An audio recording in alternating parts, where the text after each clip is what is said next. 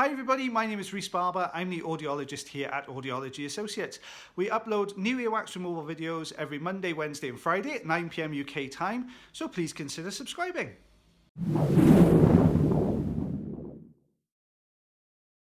Hi everybody, this is Rhys Barber from Audiology Associates. Thank you very much for watching our earwax removal video today. This was a bit of an unusual one for us. Normally we can get wax out on the first visit, but I've had lots of people asking, is there ever a time you can't get wax out? So this is a patient we've had through recently who had very impacted earwax. Basically, they'd been not hearing very well for a little while, used Q-tips to try and clear their ears. They'd thrown every kind of lotion and potion in there to try and clear this out, and then use Q-tips again to jam it all in. So what we've got is a patient that's got a very sore ear, very deep and impacted earwax. So we're using the standard size Zollner tube to remove this. Now what you can see is the outer section of wax is very soft, because that's been in contact with all the drops, the olive oil, the sodium bicarbonate, the hydrogen peroxide, everything basically they've thrown in there has come into contact with this front section of wax. But the difficulty is when you take that away, what you have then behind it is a very deep, hardened, thick, sticky plug of wax. So what we're doing here is using the standard size Zollner tube to try and release this out if we can. And what you can see is as we're getting a grip on the wax, it's just bending and flexing. And because it's so deep in the canal, and because it's quite uncomfortable in there for the patient, because this is putting pressure on the canal walls around all sides, perfectly formed to the shape of that ear canal. So really difficult, really difficult to remove. You can see at the top there's no gap. So just really wedged in there. So where we would normally wiggle this back and forth to remove the wax, we can't wiggle it. We can't move it too much because the patient is in quite a bit of discomfort. Not due to what we're doing with the suction, but just because it's been rubbing back and forth inside that ear canal for some time. It just means it's we then are restricted with the movement we can use on the wax. So this is one that beat us. We could not get this out in one visit. So this is the reason I wanted to show you this one, because everyone, when you see the videos and we edit them together, you know, there are occasions when we just can't do it and we have to get the patient back in. So I thought I'd show you one of those. So what we have here is we've broken some of the dry skin around the outside edge away. And what you'll see in a second is as we start taking some of the wax from the left canal wall, you'll see a deeper redness to the canal. Now that's where it's been rubbing. That's why it's uncomfortable for this patient. It's been really sore in there. So we have to be mindful of that red irritated spot of the canal there. So we're just trying to maneuver this through. I'm trying to avoid using the Jobson horn as much as I can, only because this is quite deep. I want to use it really as a last resort, because it can, the patient's already feeling quite uncomfortable. We do have to use it in a second, just to try and shift it along a little bit. But you can see just how thick and sticky and blocked this ear canal is. So this poor patient hasn't been able to hear for a long time, and they've got really frustrated with it. I'm trying to avoid the left side as much as I possibly can. So I'm trying to work on the base of the wax to lift it. Just try and find any purchase on this wax to try and maneuver it, lift it, and just get it moving out of this canal. But as you can see, it is firmly wedged in there. You can see that redness again there to the left hand side. We are breaking little tiny pieces off all the time, so we are chipping into the wax.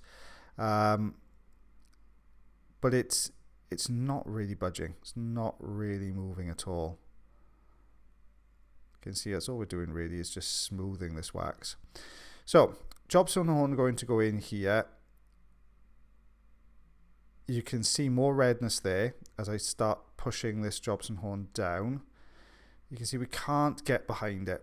It's really difficult. We're just pushing a groove into the center of the wax, so it's not really getting the grip. Now don't forget the eardrum is probably not far behind this wax, so we can't just go pushing over the top to kind of get in there, because we could run the risk of perforating the eardrum. So I've just introduced a little bit of olive oil. Sometimes it will help to lubricate the canal wall and it will slide a little bit more easily. But you can see that's all it's done is just pulled at the base of the wax. And it's not really made that much of a difference. Now during this procedure, obviously because this was already uncomfortable for the patient, came into clinic, we're checking in with the patient all the time, asking how they're feeling. And fair play, he did say, just I don't care what it feels like, just get it out. But also we do have a duty of care to that patient. We can't just go sort of blindly digging around in here. You can see it's just denting. It's not really taking away. So I'm just trying to, as best I can, peel it from the canal walls, because that's what's anchoring it in at the moment, is the sticky nature of this wax stuck all over the canal wall.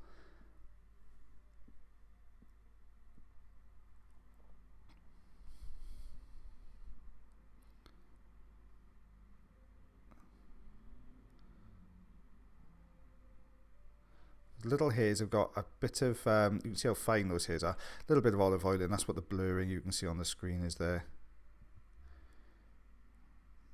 Trying to maneuver it down from the top, or trying to roll the wax, just using any kind of method really to try and get this moving. But patient's done such a good job of really wedging this in their ear canal that it's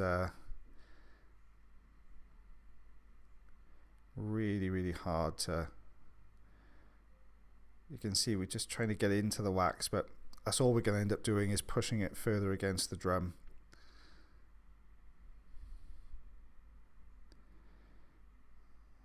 You can see the redness there to the left canal wall now. We've uncovered that a little bit more.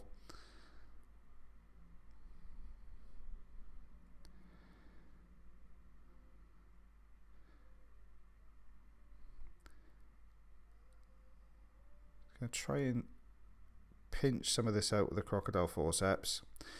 This is people ask what's the worst type of wax to remove. This, for me personally, is my least favorite type of wax to remove. It's very thick, very sticky, which means that you don't get a great grip on it with the suction tube. You can't, it's not solid enough to hold on to with the crocodile forceps. And it's just so pliable that when you put a Jobson horn into it, it just dents it rather than pulls it out. So it's a really tough one. It's a really tough kind of wax to remove. This is one of the hardest and most difficult ones to take away. So we're just holding the suction tube on the base there, allowing the pressure from the suction tube to build on the wax itself, which allows us to get a slightly firmer grip, to see if we can just pull this out. You can see it's starting to lift a little bit.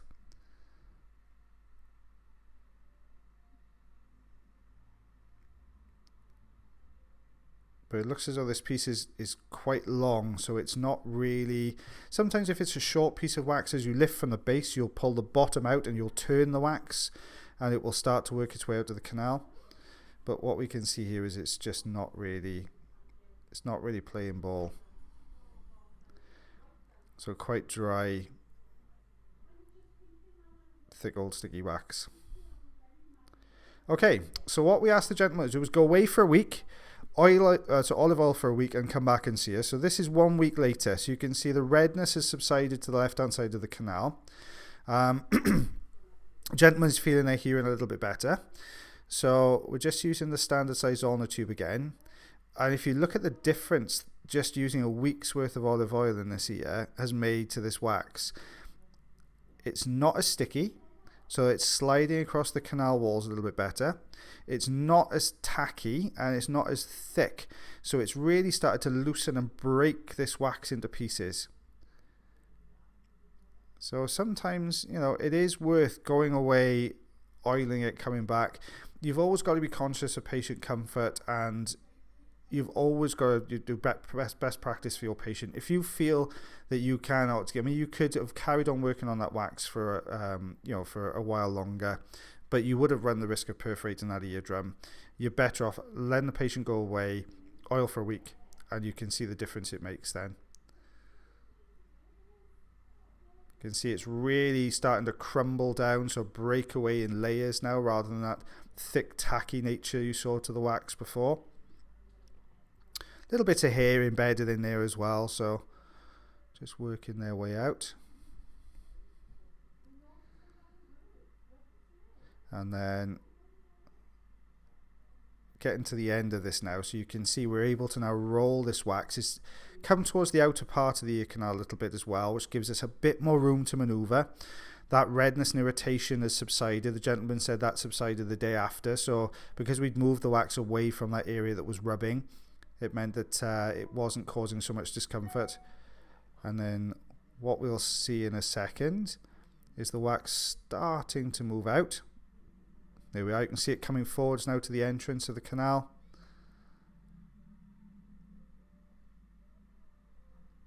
There we are, getting a nice big chunk there. And there we are, you can see the redness has gone, the eardrum looks really healthy, much better. So this is what we removed. So this is what was plugged really deep in that canal. That's in centimeters and inches. Thank you very much for watching our video today. If you did enjoy the video, then please like. If you're not subscribed already and you'd like to do so, you can click the subscribe button here. If you'd like to check out some more of our videos, they're also up there. Now, if you want to follow us, you can do on Facebook, Twitter, Instagram, and also check our website if you want to know a little bit more about us. As always, guys, until the next time, take care.